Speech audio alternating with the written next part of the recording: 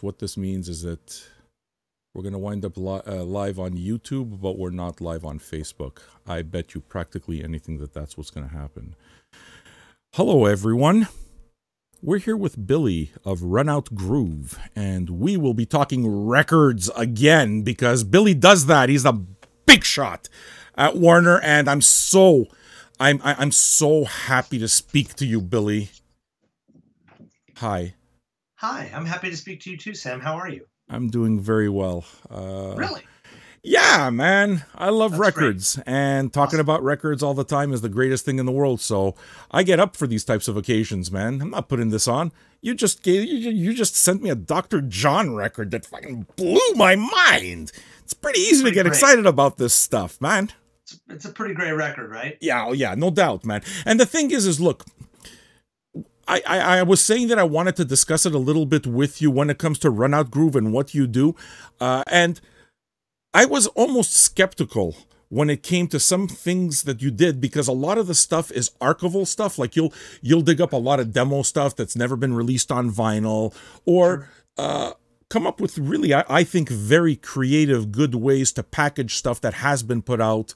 You know, and I'm referring to, let's say, the Stooges box that came out on CD, which you guys then put together and made a 2 LP compilation. You know, there's a certain creativity that's fun, but my initial, I'm going somewhere with all this. My initial reticence was when I started seeing demos and outtakes, because you never really know with that stuff. You know, that stuff is like, are we scraping the bottom of the barrel, or is this relevant material that'll be poignant, whether it was on the album or not? Yeah. Okay. And that whole preamble is to say that when you put out a record like the Dr. John that you just put out, yeah, it's probably the best way to fucking just shut me up, because the extra stuff, I'm a big Dr. John fan, okay, but I'm very weary of this outtake stuff. You know, like Record Store Day, there's some kind of news Led Zeppelin rock and roll thing coming out. You know the one I'm talking about, right? Oh, yeah, sure. Right. How many fucking times? Okay, well, no, whatever. Okay, anyway, you know what I'm saying, right? Yes, I do. I understand what you're saying. And I want to tell you that we've been working diligently in the RunOut Groove Chamber of Secrets. And our #1 goal, just so you know, Sam, is how do we make a record using demos that make Sam happy? With me specifically. We've done it. Dr. John. Now we can rest on our laurels. It's his best material, that early stuff. Like, to me, Gree. Did you grow up listening to Gree? I didn't. No, I did not actually. How did you come across him? I think, like, in the right place. I think you just gotcha. That song ends up being a part of sort of gotcha in the right place. What you hear, but the wrong time. You see, that's not the stuff that grabbed me. Actually, what I needed to do is I needed to read an article by Greg Dooley, where he references during the years that Afghan Wigs broke up, and he was doing that thing with Twilight Singers and doing some work with Lanigan, right? Oh, sure, yeah, absolutely. Okay. He's the Gutter Twins and all that. Yes. Yeah, the Gutter Twins. That's it. You're talking there. Actually, maybe even slightly before the Gutter Twins stuff came out. But you know, he's always a really good interview, and I think he owned a bar, hotel type of thing in New Orleans. So, you know, he referenced at one point, I don't even remember exactly how, but a lot of the records I buy are by word of mouth. And if I trust the source, then I listen to them. Greg Dooley, to me, is, you know, one of the greatest artists of my generation, so I trust him. And he referenced Gree as being one of the greatest records he's ever listened to. That immediately puts it on your radar. It's like, you got to find out, sure. Right? Yeah. And I wasn't sure. The thing is, again, I had that reticence because, I don't know, right place, wrong time doesn't catch me right type of thing. It wasn't the voodoo that Greg Dooley used to mention in that article about Gree is something that you capture right away.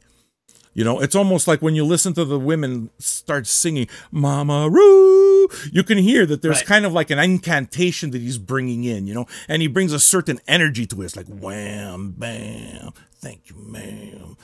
I totally agree. Yeah. You know, And I think like the other thing I like about it's funny, you know, you get back to this aspect of what the music sounds like, right, and what like pulls you in, and then you also have the piece about it that what the art looks like. So when you look at the album cover for Babylon, when you look at the album cover for Green Green, when you look at the album even for Gumbo, which isn't necessarily um that really arresting until you open the gatefold and he's like there with his cane and he's back alley New Orleans, whatever, and you yeah. get infused with basically all of the ghosts, and I think that's what makes those records You hit so on it, exciting. man. I think that's exactly it. There's some guys, it's almost like, I don't know, they're empaths. They Yeah, absorb what came before them and they channel it and just infuse something. And you're right. One of Dr. John, I'm pretty sure that's probably why he keeps that big dreadlock out in the back. You know, it's just he's got that juju.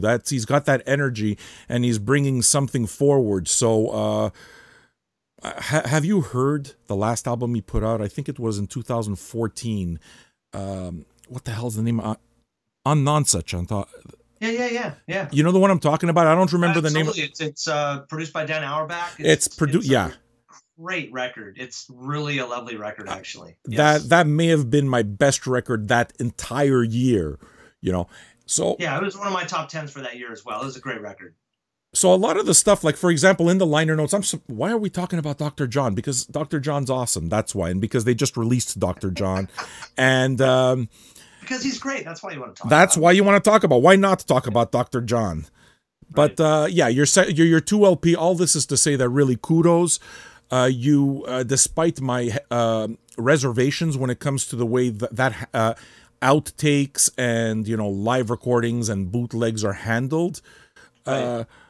up to now, you've done a really good job with the archival stuff. Really, Look, I appreciate the kind words, and I've said this before, but we've got a guy, Matt Block, who's in Chicago, that is really responsible for spending all the time and making sure this stuff is the best stuff it can be. So he spends lots of time finding stuff in the vault and listening and sorting and placing and sequencing. And yeah, I think that he's done a really great job. I think that the Dr. John is one of the best all around packages that we've done, certainly with both the music as well as what the jacket and the artwork looks like. But that's all him, man. It's all Matt. He's the nutty professor that has to figure out how to make it all work right and look good and sound good. there's try to market something and be direct about it doesn't really, I don't know, it's insincere. But with you, we touched upon it a little bit, kind of what it is that I had that RunOut Groove for me, despite being Warner. RunOut Yeah. Groove is very much, if I understand it, essentially a 3-man operation, right? There's just 3 of you that decided, hey, why don't we try to make this community where the community picks the records, they vote on those records. Once that gets voted on, what we'll do is we'll have them vote on the colorway, and it's like, I really like the entire idea, and the fact that we're kind of at the beginning of this is pretty exciting. The fact that you mentioned very specifically right before we got on air, you're learning as you go along. Absolutely. Yeah. That's We endearing, man.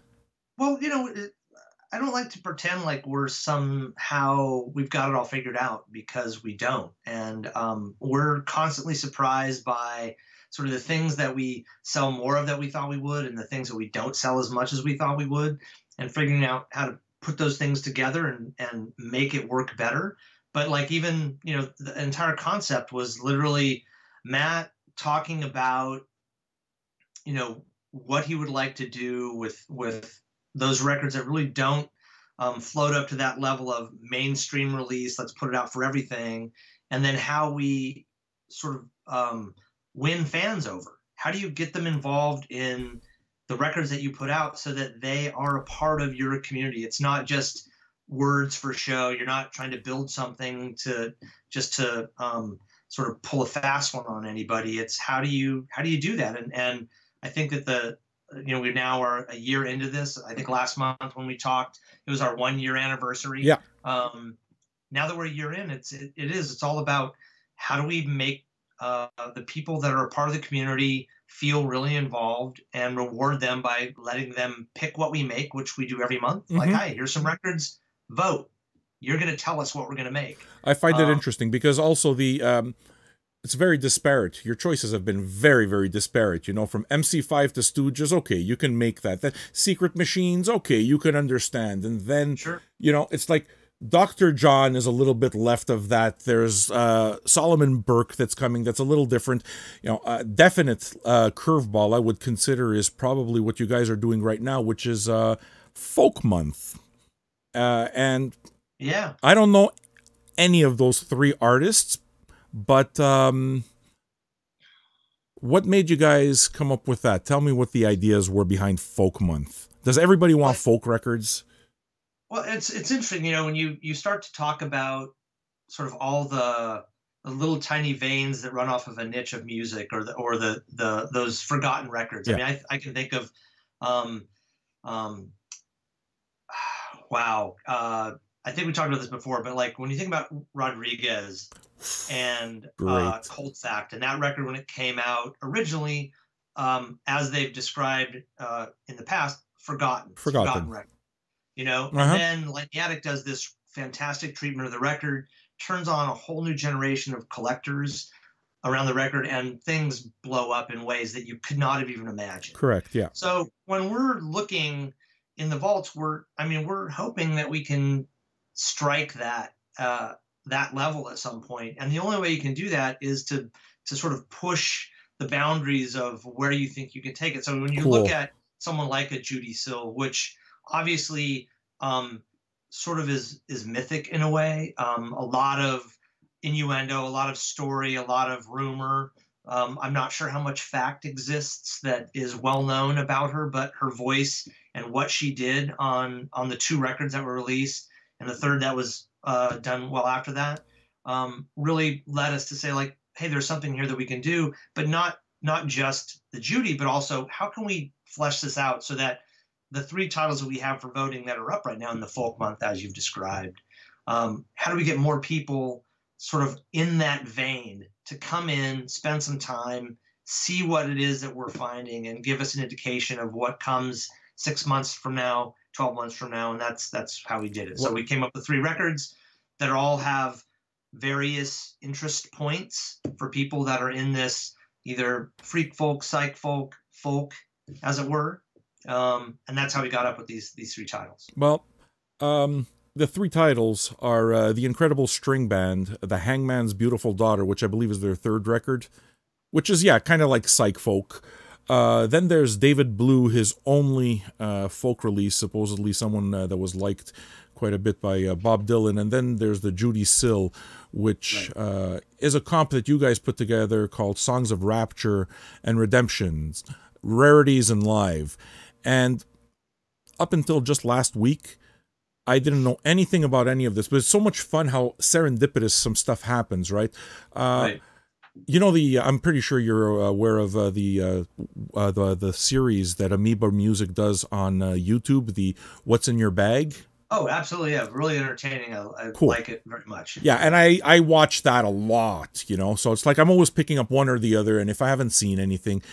So I was looking at one that they did with Chris Robinson, and I don't know how recent it is, but there was another guy next to him, and I don't know him. I don't know what the guys look like other than Chris Robinson, but they asked him what he had in his cart, and I knew as I was preparing for this last week, he pulls out a Judy Sill record and starts talking about how it's this weird folk and how, you know, she was the type of artist that would go on stage and start, you know, talking about space aliens. Right. And it's like, whoa, okay, now I gotta know what this is about. So I went and spent an hour just going over notes on her and found the most fascinating thing, right? And this is the stuff that turns me on the most about music, when it leads you down this rabbit hole, right? Sure.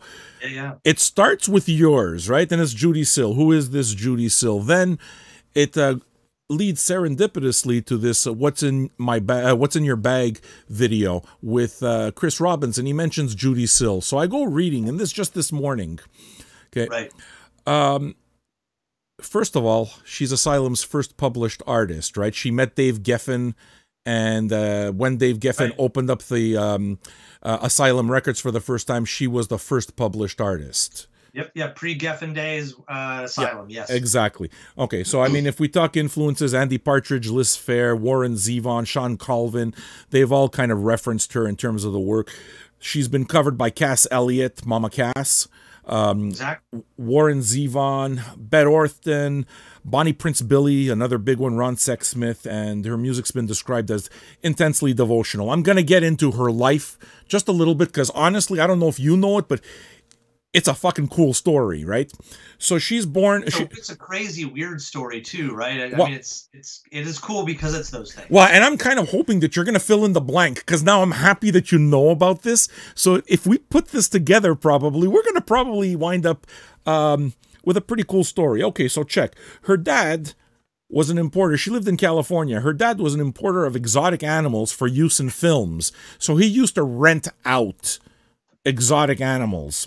Right. And he owned a bar in Oakland, and that's where Judy Sill learned how to play the piano, in her father's bar. When he died of... But hold on, the one thing, though, is like the family was intensely religious, right? Yes. So the father was doing that, but there's also this aspect of, I don't know if it was cult level religion, but definitely very religious. Yeah. But it seems still to fly in the face of something like renting out animals and operating a bar, you know? Right. Strange, right? I mean, it's like, how does that all work together? How does that jive exactly? Okay, so her story gets weirder, right? He dies at a very young age. So Judy's mom packs up the family and her sister and her brother and moves them to L.A. Soon after they move, they touch down. She marries the animator for Tom and Jerry cartoons. You remember those old Tom and Jerry cartoons? Oh, absolutely. Yeah, sure. Of okay, course. So Judy Sill's mom married the animator for that. She describes her life as, nasty, just not a good time. And it sounds like there were a lot of violent fights between her and her stepfather and her parents, right? So she winds up being sent, her parents, and her mother, trying to kind of discipline her, sends her to a private school, hoping that that'll kind of like lay down a foundation. When she's at this private school, all she winds up doing is meeting a bunch of delinquents and getting into trouble there. But that's where you get in the most trouble, by the way, Sam. Yeah. Private school. Well, fuck, I don't know private school, man. I went to public school. I don't either, but I know that's where you get in trouble. It was like Beirut to me, man. Fuck. Terrorizing me by like guys way bigger than you. It's like, oh yeah, you can have my lunch money. Right. Leave me the fuck alone, though. But look at me now. I'm big and strong. Right, exactly, yeah. So where were we? Yeah, so she meets these people, and here's where it kind of like gets into the fiction part of things, where she is purported to have married somebody that she got along with in high school, and together they would go on bank heists and start robbing liquor stores. So she gets caught with this guy eventually and winds up spending time in juvenile hall or whatever it is there. But, you know. Right. I don't think I knew that part of the story. That's interesting. Yeah, man. I'll read it straight from my notes, actually. Mom sends her to private school. During high school, she gets in with other rebellious types, starts robbing liquor stores and gas stations with a man she met.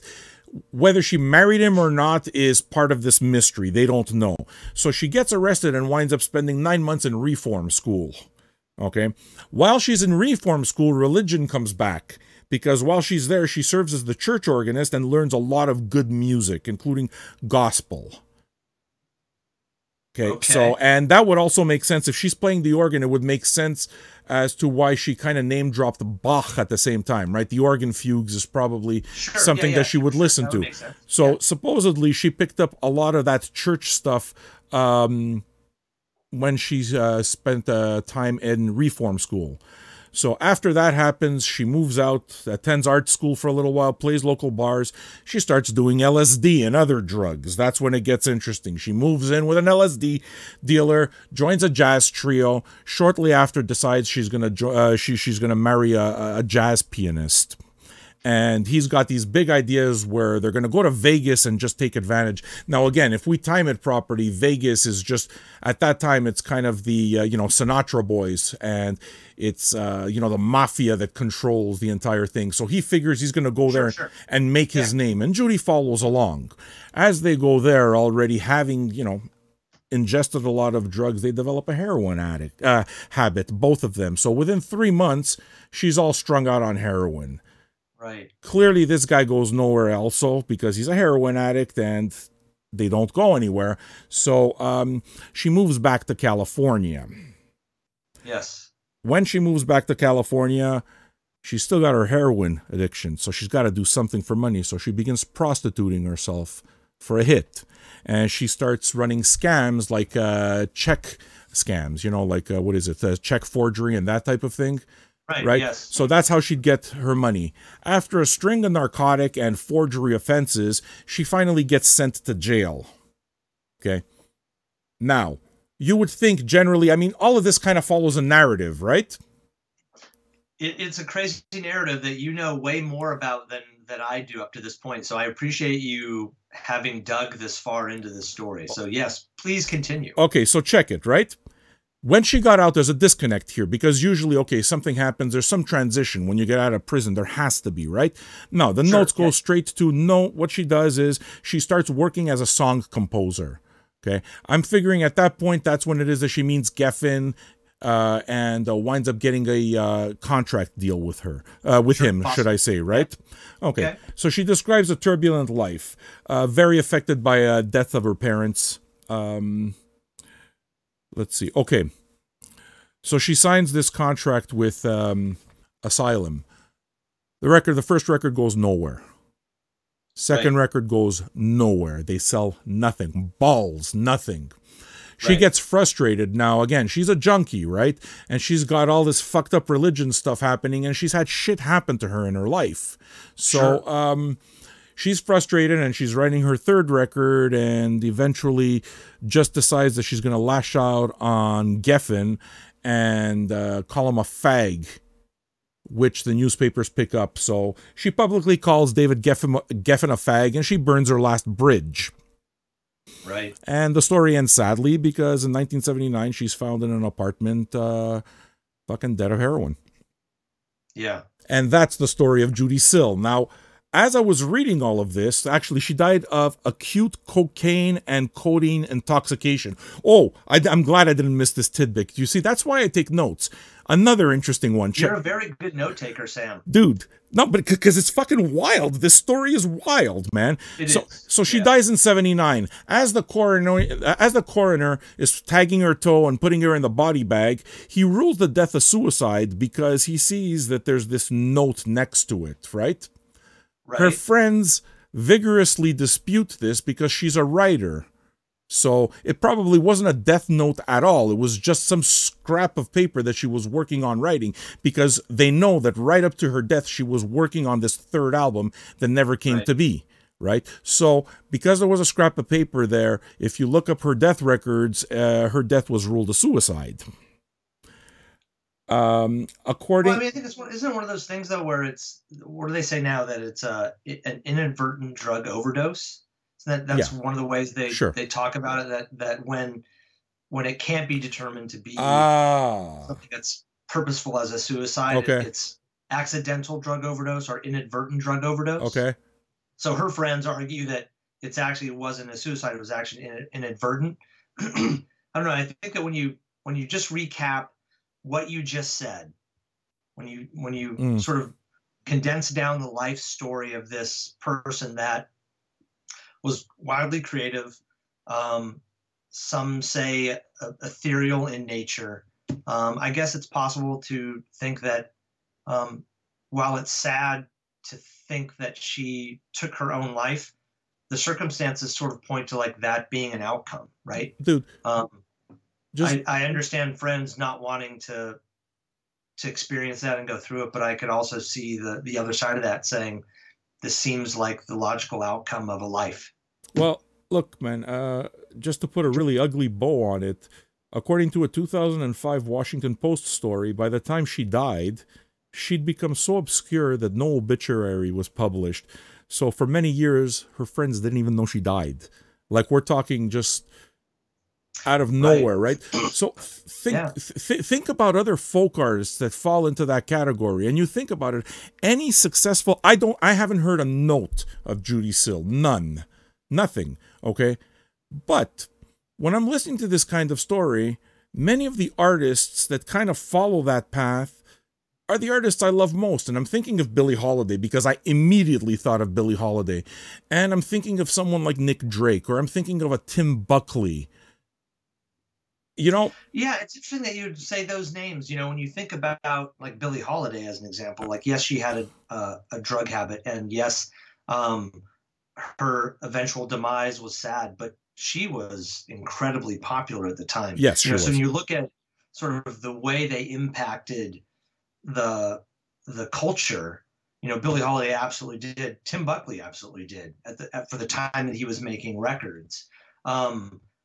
But yeah, Judy Sill, you make 2 records and you become a footnote on a story about another person that was influenced by you. I think that's one of the reasons why those first 2 records are actually out and about now, and being rediscovered, and having nice reissue, sort of complete reissue campaigns around them to reintroduce an artist like her. Because yeah, sometimes, what is it, Van Gogh, what sold a painting in his lifetime, right? But yeah. You know, you look at those paintings now, and you wonder how is this person not bigger in their life? Yeah. And I think the same thing could be said for many musicians. Well, it's funny you mentioned that every day now. You know, you mentioned Van Gogh. Edvard Munch's The Scream, isn't that just kind of painted behind like a piece of cardboard or something? Yeah, I think it's like he did. You know, it's not. It's almost like he dashed it off on just a piece of cardboard, didn't put it on any canvas or anything. But I just think that that's where the magic happens, whether you like it or not, where the seams show. You know, a brilliantly executed performance where everything is perfect is one thing, but you appreciate that for its perfection. You appreciate that for its perfection of execution and everything behind it. With these other artists, it's a different story. It's the drama of the thing. It's the drama of the thing, and it's like, well, the music can't help but be infused by these stories. So even though I haven't heard a note of this music, I'm already inextricably linked to it because you're compelled. You're like, I must hear this now. Yeah. Now that I know the story, I've got to hear this. I got to know what this is about. It's kind of like the first time, you know, the Shags. And you hear about people saying it's the worst band in the world. Okay, well, fuck, I got to see what this is, you know? Right. I mean, it's not exactly the same thing, but it's just to say that, yeah, there's this story here. Now I got to understand what that output is. And you brought a very interesting point to that. And Rodriguez only ever released 2 records, too. Yeah. That's actually the perfect analogy. And those 2 records are... You can't get much better than that, can you? I mean, they're amazing records. I mean... I think obviously it's a completely different path for both artists, but yes. I think what's interesting is how throughout the history of the music business, it is all about that there's all this brilliance that happens and the timing just doesn't work. Because that's the secret ingredient to everything that comes out. Something that becomes a huge hit, that becomes a worldwide smash, a phenomenon, it has to do with the timing of when it came out. And that's the only difference between something that is totally obscure, where an artist struggles their entire lives and dies in obscurity, and someone who becomes a worldwide known superstar. It's the timing of the cosmos. Well, look, and we can't control that as people in the music business necessarily. So that's what I like about when you see a reissue of a record come out after the fact that gets re-energized. It's almost like it finally got a bit of the right timing to help it along. Yep. Well, yeah, and the only way that any of that happens is fans. Fans are the ones that keep these things alive. Absolutely. Man. Yeah. I have this. Fans are short for fanatics, right? Yeah. So That's what you need. You need fanatics. Well, look, I can tell you that what I'm interested in seeing up to now, and your record is spotless. It's spotless. But even that said, I am still weary of the use of outtakes and demos, very much so, because that can be, that's two things, okay? It can either be adding to this mystery. What the hell's that smoke? Why is there smoke behind my TV?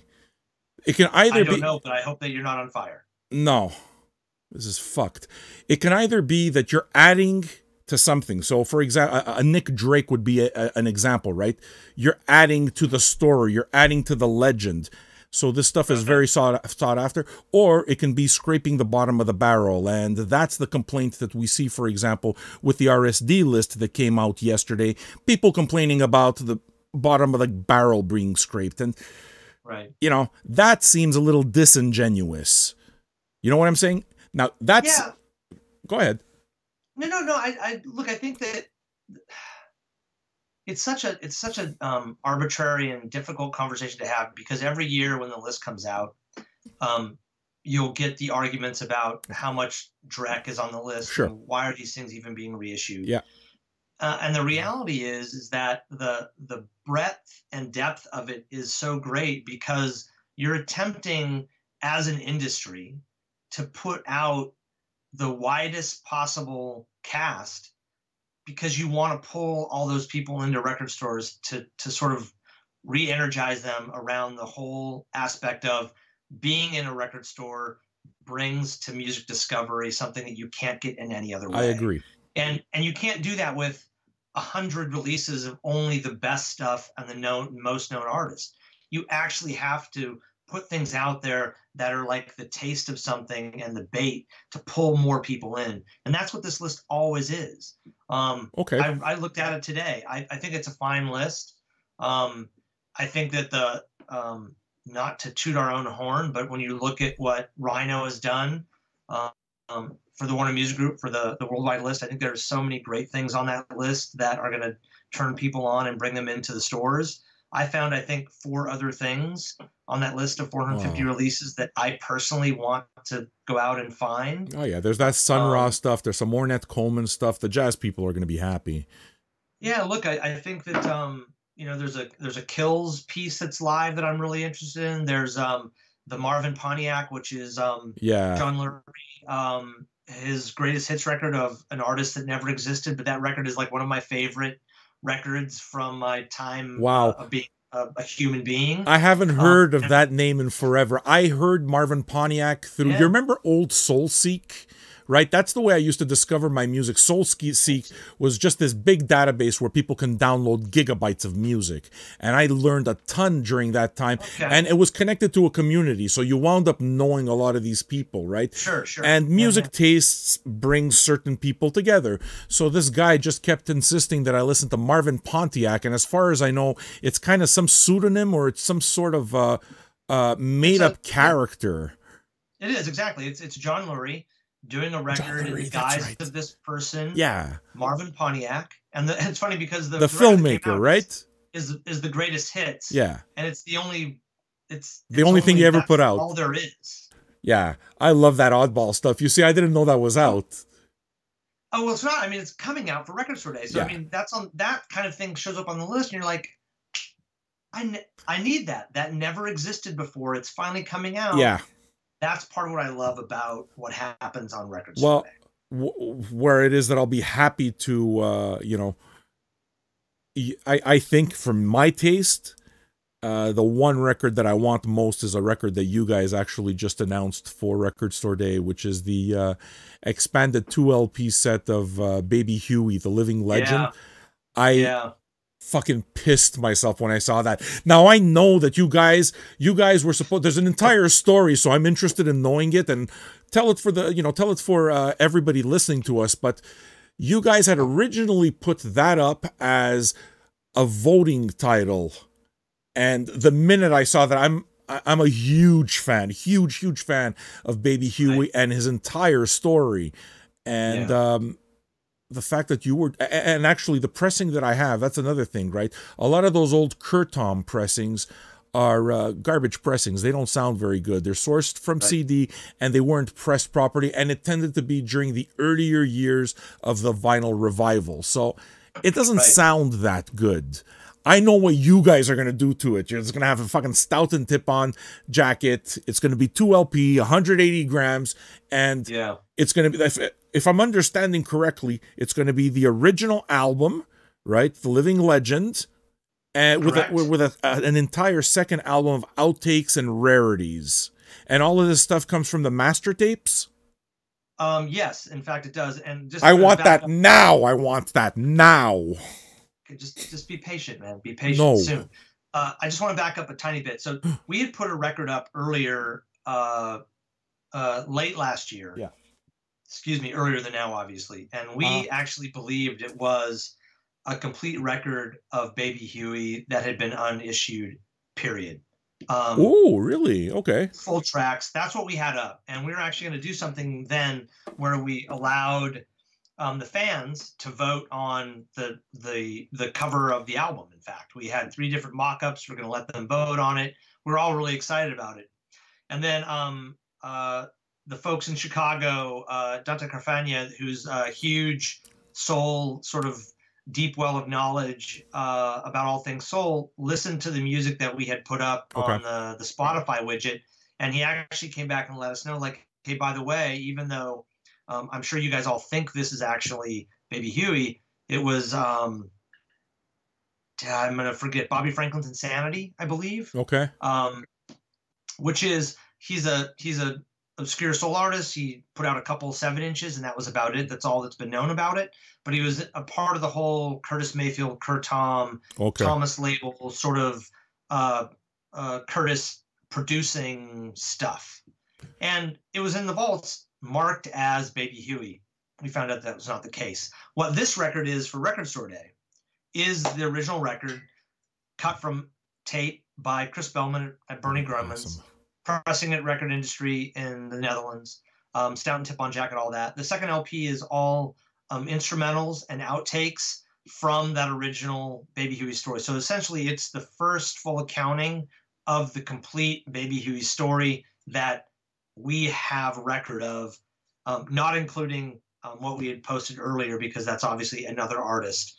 And maybe at some point in the future, we'll get around to figuring out how we can put that out as well. But this is the first full expanded everything of the story of Baby Huey. Dude, I'm really hoping that there's going to be liner notes with all of this, right? Because this story should be told. Hey, look, I agree, and I've not looked at the whole package. In fact, of what I know is on the inside. I know we've got the records. I know we've got new liners, I believe. Geez, I hope I'm right about that. And it also comes with a slip mat that is a Kurt Tom inspired RunOut Groove slip mat. Yeah, so I you saw get it. the record plus a slip mat all for one lovely price for Record Store Day. Cool. Yeah, that I think that one's probably gonna fly off the shelves. What is it? 3,300. That is that. Yep. Why 3,300 and not like 3,500? 3,300 because 33 1/3, man. We're having fun with numbers.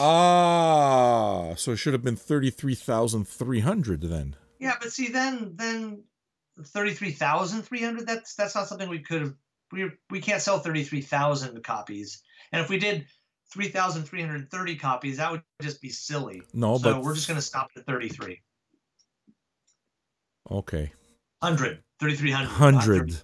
Yeah, so those are going to fly off the shelves, man. I'm pretty sure those are going to fly off the shelves. Well, come on, man. That's No, that's a big record, man.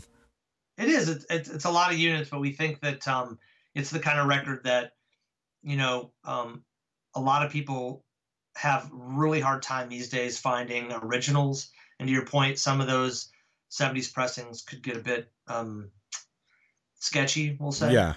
But yeah, we're really proud of it. I'd also mention that this title will not be up for voting. It's not numbered straight to RSD. Yeah. We're going to do it a little bit differently than we have on all titles up to this date. So we're not putting it up for pre-order. We're not taking orders online. You can only get this in record stores on Record Store Day, and we're making it for Record Store Day outside of the normal sort of voting structure.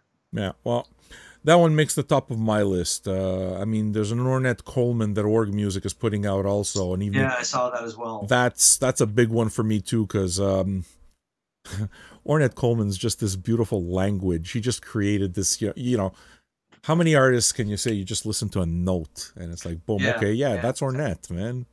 Totally. So, very, very cool.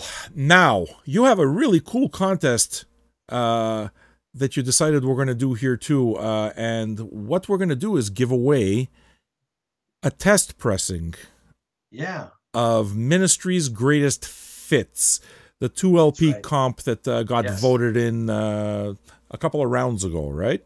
Yeah. Okay, when's that record coming out?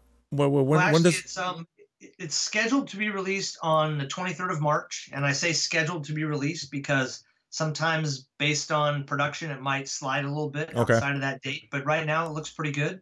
All the vinyls shipped. We're going to start collating packages and shipping them out, so we're hoping in a few weeks you're going to see that hit the shelves. I have it's a 2 LP set, so I've got LP1, LP2 for you. Boom. To give away. So obviously, awesome. I also wanted to show you what the colorway looks like on LP1 and LP2. So this is nice. I don't even know what LP this is. Which one is this? This is actually LP1. So this is side 1, side 2, in a nice marbled version. And then on LP2, we had a little translucent smoky thing that looks like this. Nice. Dark, industrial. Both colors match really well to what the jacket's going to look like. It's going to be a beautiful but the test pressing tip-on. But the test pressing is just plain old black.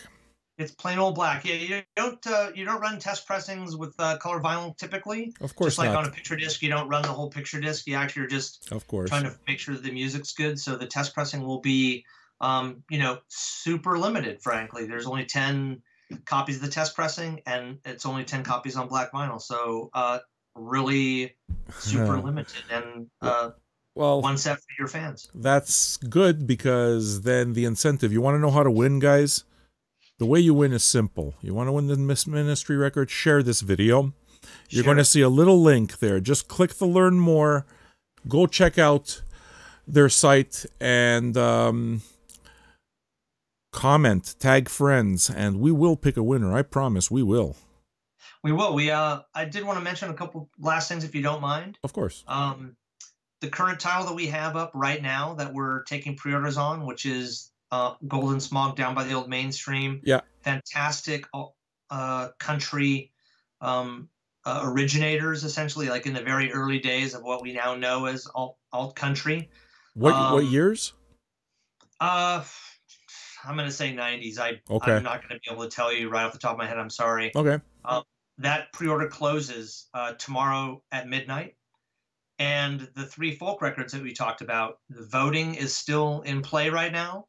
And that voting ends tomorrow at midnight as well. So after tomorrow at midnight, we'll be able to figure out what our next title is that will be put into production for RunOut Groove. And we'll let you know how many copies of Golden Smog we're going to make. But both of those close tomorrow at midnight. And we want as many people to get involved. Listen to him, fucking huckster. Enjoy the voting. Yeah, look. A lot of things that I do every day that don't bring me a lot of joy, just in the nuts and bolts of the business. I love my gig, but there's things that you don't just love. Okay. And this stuff I love. We're bringing great records out to people. We're very completely prideful understand when it comes to how we're making them and what they look like and how they sound, and we got some more good stuff, and we're going to keep going. And yeah, it's great because of this. No, it's cool, right? Because you're making that, and for us, Vinyl Junkies is about beginning the discussion. So you bring something, you bring a certain something and a certain perspective to the discussion that somebody like Ben from Third Man won't, or, Kim, my co-host. And I think that's kind of the fun thing. What we're trying to do here is basically have this conversation where me and you, for example, when we do this RunOut Groove thing, we both know we can go on and talk about music forever. It's never going to stop. So the idea is for them to hear this conversation between the two of us and have the people watching or listening act as the third person. They, you know, leave your comments, man.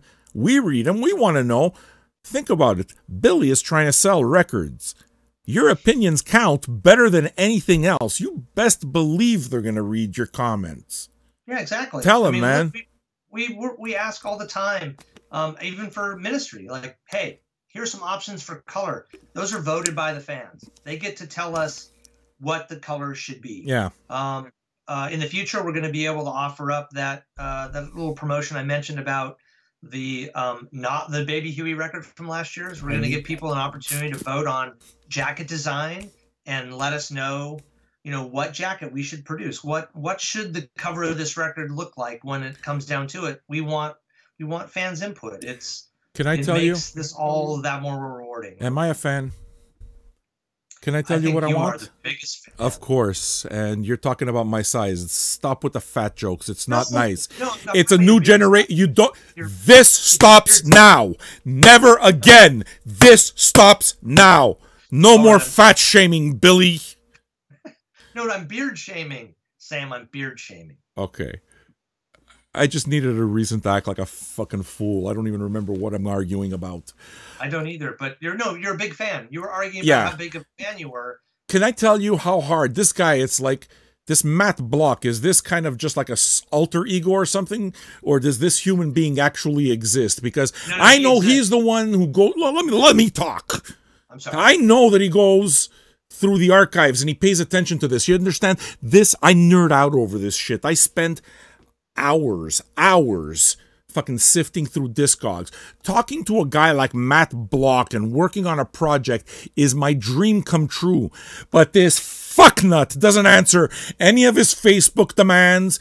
I'm wondering if it's just a ghost you invented. Because he sounds like a very interesting ghost, but I'm not sure he's for real. He is for real. He is not a ghost. And I would even say, perhaps, Sam, next month when we talk, you talk to him. We can maybe do that, but the thing is not because I don't know the guy. Basically, it's kind of like the idea of, you know, like two dogs and they get to know each other. Before it is that they go off and fucking traipsing into the lake and have fun and frolic together. What happens? They got to sniff each other's asses out a little. Right. They got to figure, exactly. Exactly. This fucking Matt Block, I'm not even sure if he has an asshole because I'm not sure he exists. So it's like, we got to sniff before we start. You got to buy me a drink first. Tickle my tits, and then we wonder where it all goes. Oh, I like that. That's how you get into Sam's good graces. By the way, we haven't talked about, maybe we can save this for another time, but we haven't really talked about the tickling of your tits when we met in Detroit. So, I mean, maybe that's something we'll talk about at another time. Jesus Christ, I have nothing to follow up. I just say these things. I don't know. I don't think about it. You don't know where it's going. We don't. Well, hey, listen, last time I must say, Billy, what it is that I love most is the intimate conversations that we have, and I found it was very important the way you bravely divulged the fact that you shit your pants. The fact that you shit your pants while walking your dog. Yeah, that, well, you know, dude, that's... I didn't think we were going to ever talk about it again, so thanks. How can you not, man? I can already... that shows that this man is not just a Warner executive. This man is a real human being. He shits his pants. Well, I'm trying not to keep doing it, though. That's the thing. You're saying it like it's still happening, and I'm trying to really like that be the only time. Well, look, you know, the thing is that we're already seeing a little bit of a shift happening here, because back then you wouldn't admit, you wouldn't even admit the fact that you shit your pants. You were kind of saying you just let out a little bit of a Hershey squirt, you know? A little bit of fucking butter between the cheeks. But no. Now you're coming straight out and you're admitting you shit your pants. Well, I don't know what you're talking about. Billy, I fucking love talking to you. I really do. You too, buddy. And the truth is I can't wait till next month, man. This is a good gig. We're having fun. Guys, man, support RunOut Groove. The records are good. Believe me, they're going to be the best quality records on your thing, on your fucking shelves. I couldn't come up with the On your word. thing, it's called a turntable, Sam. It's the best thing on your turntable. Turntable. Listen, some words are a little more difficult than others. You understand? I understand. I need your help. You'd call it a vinyl player if you wanted to. We could. Dude, this was most excellent and a lot of fun. Any last words for the fine folks? No? Hey, man, I love it. It's all about the music, and appreciate having the time to rap with you about it. And be well, all of you out there in Vinyl Junkies world, and let's make more good stuff. Beauty. Thanks, dude.